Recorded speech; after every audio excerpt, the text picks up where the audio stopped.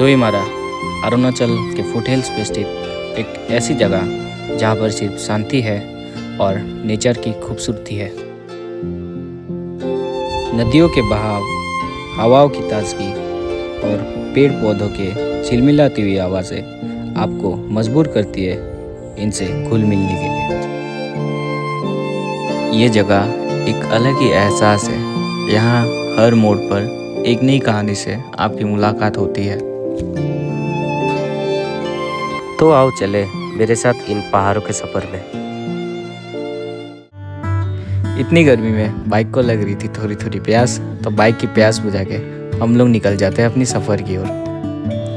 दोईमारा जाने के लिए हम लोगों को लगभग 52 किलोमीटर ट्रैवल करना पड़ेगा और उधर जाते जाते लगभग 1.5 घंटे का समय लग जाएगा।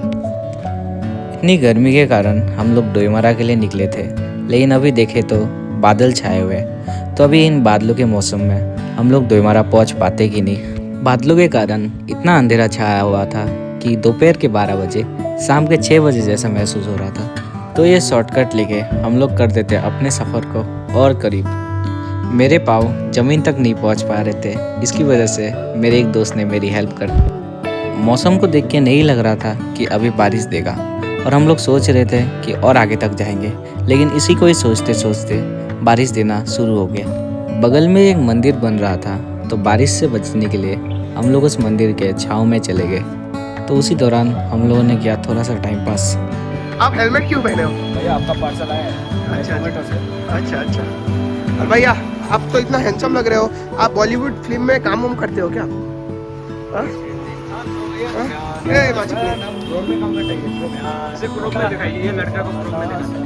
अगर हम लोग 1 सेकेंड भी लेट करते ना, तो अभी हम लोगों को बहुत रुकना पड़ता, क्योंकि गेट बंद होने वाला था।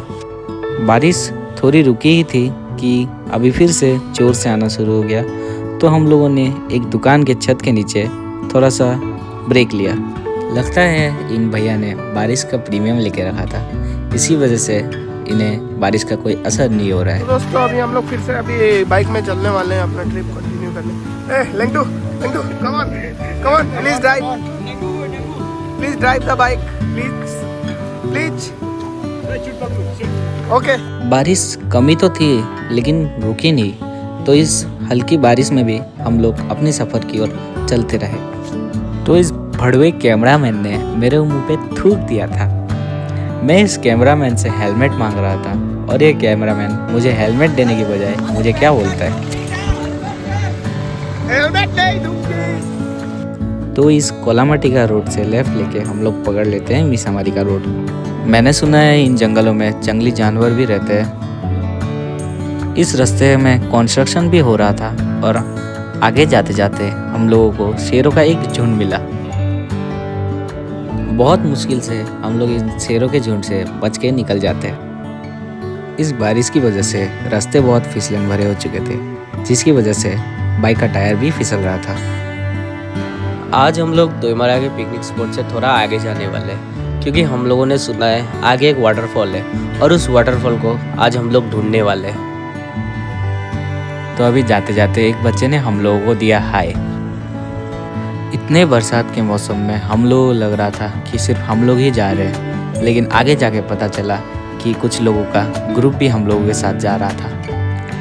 अभी हम लोग पहुंच चुके हैं असम और अरुणाचल के बॉर्डर पे, और इस चेक पोस्ट को पार करके हम लोग घुस चुके हैं अरुणाचल के अंदर। और इस जगह का एहसास ही कुछ अलग था। इस प्लेग्राउंड को देख के मेरा मन कर रहा था कि मैं इधर दिन भर फुटबॉल खेलता रहूँ। कहते हैं ना, जो होता है वो अच्छे के लिए ही होता है। आज साबित भी हो गया।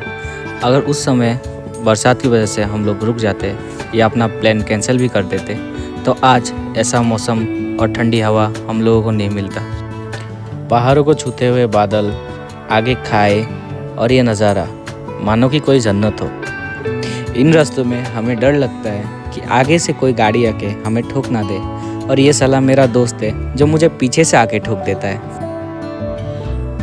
ये रास्ते अच्छे तो थे, लेकिन साथ ही साथ बहुत ज़्यादा अनप्रिडिक्टेबल भी थे, क्योंकि इन रास्तों में बहुत ज़्यादा कीचड़ और बीच बीच में रास्ते टूटे भी थे। आगे बढ़ते बढ़ते एक बंदे ने हमारे सारे सस्पेंस में मूत के इतनी ऊंचाई में टमटम लेके आ गया। उस टॉमटॉम वाले के ट्रॉमा से निकलने के बाद हम लोग इन पहाड़ों के व्यू को एंजॉय करके चलते गए।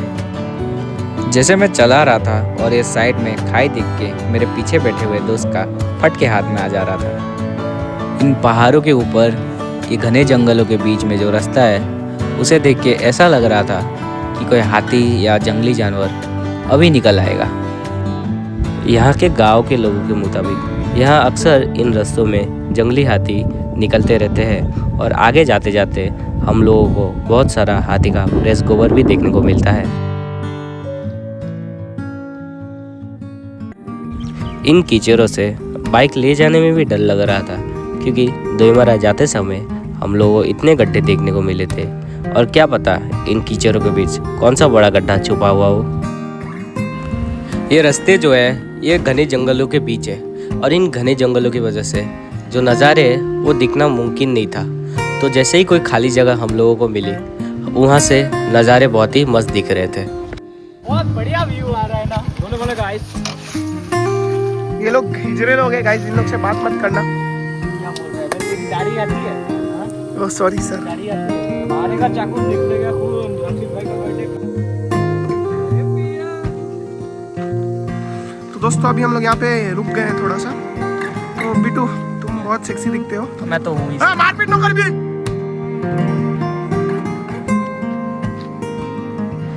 थोड़ा टाइम पास करने के बाद हम लोग और आगे बढ़ते गए।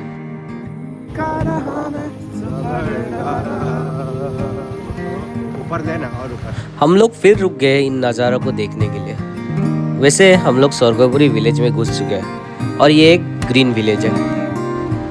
तो इन नज़ारों को छोड़ के हम लोग इस रास्ते के साथ आगे बढ़ते गए, लेकिन ये रास्ते हम लोगों के साथ आगे नहीं बढ़े क्योंकि आगे रास्ते बहुत ही ख़राब और टूटे हुए थे।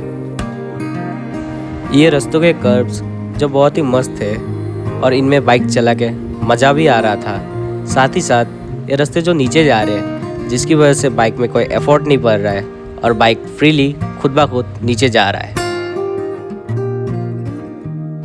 ये रास्ता देख के मेरा दोस्त मुझे लेफ़्ट लेने को बोल रहा था क्योंकि वो मुझसे बहुत ज़्यादा प्यार करता है।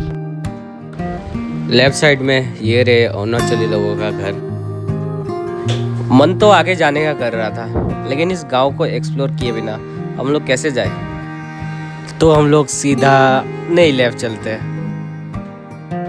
कितनी शांति है यहाँ, ना लोगों का शोर ना कोई भाग दौड़, बस मैं, मेरे दोस्त और ये नज़ारे। वीडियो करने में मैं इतना बिजी क्या हो गया, ये ड्राइवर ने मेरी फाड़ के रख दी। भाई तू बाइक को कोने में क्यों रुकाया, खाई में भी तो लेके जा सकता है। ये अपना मजनू अपने लैला के ख्यालों में गुम था।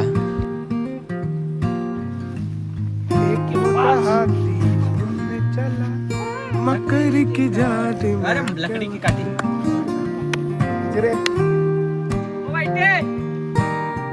अभी हम लोग इस चेक पोस्ट पे 50 रुपये का टिप देके आगे बढ़ जाते हैं।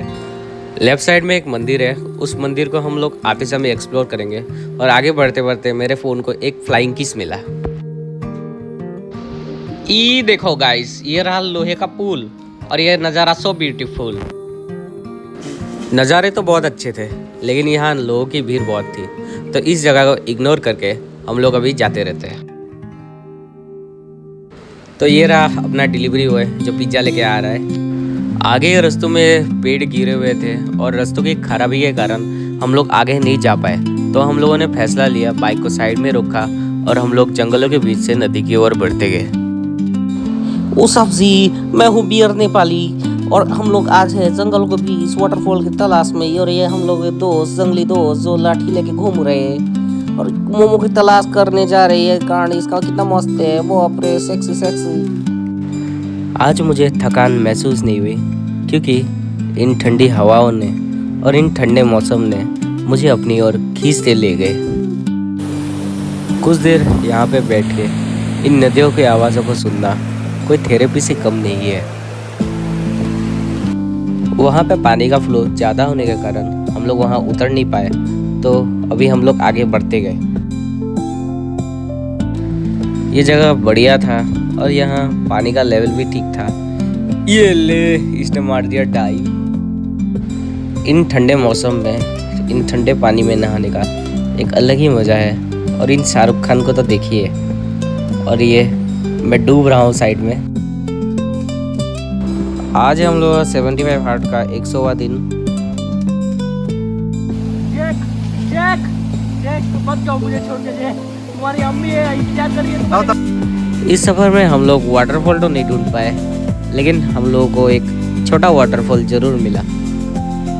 लोग भाग रहे हैं शहरों के भीड़ में, और असली सुकून यहाँ इन खामोशी से भरे पहाड़ों में छुपा है।